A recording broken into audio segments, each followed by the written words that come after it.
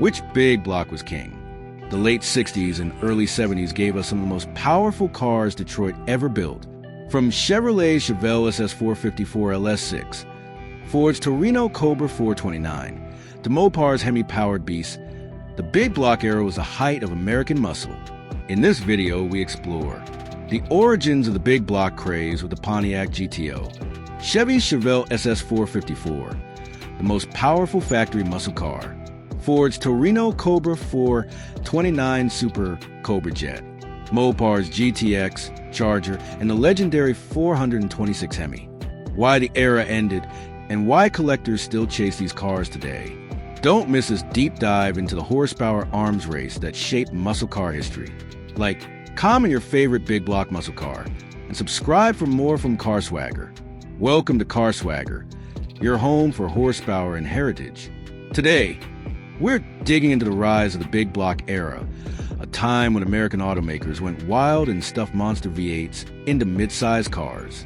This was a horsepower arms race that created legends and changed muscle cars forever, the birth of big blocks.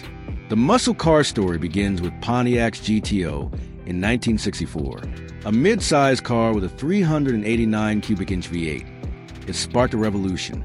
Soon, every brand realized if you wanted to dominate the streets, you had to go bigger. And by the late 60s, the horsepower race was on. Chevrolet's Chevelle SS454. Chevrolet fired one of the biggest shots in 1970 with the Chevelle SS454 LS6. Packing 450 horsepower, this was the most powerful factory muscle car of its time. 0 to 60 in the low fives, quarter mile in the 13s. This car was the king of the stoplight drag. The LS6 wasn't just about numbers. It was about intimidation. When you saw that cowl induction hood and SS badges, you knew it was serious. Ford Torino Cobra 429. Ford wasn't going to let Chevy hog the spotlight. Enter the Torino Cobra with the 429 Super Cobra Jet.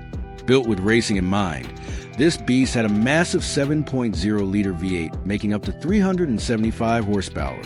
With drag strip gearing and solid lifters, it was a serious contender against GM's heavy hitters. The Torino Cobra proved that Ford could build more than just a Mustang. It could build full-on bruisers. Mopar madness. Chrysler's Mopar division doubled down with the Plymouth GTX and Dodge Charger. Under the hood, the legendary 426 Hemi and the brutal 446 pack. These weren't just cars, they were weapons. The Hemi was conservatively rated at 425 horsepower, but could easily crank out more. And the six-pack 3.2 barrel carbs made the 440 scream down the strip. Mopar's big block lineup became the stuff of legends, the high point. By 1970 to 71, we had reached peak big block muscle.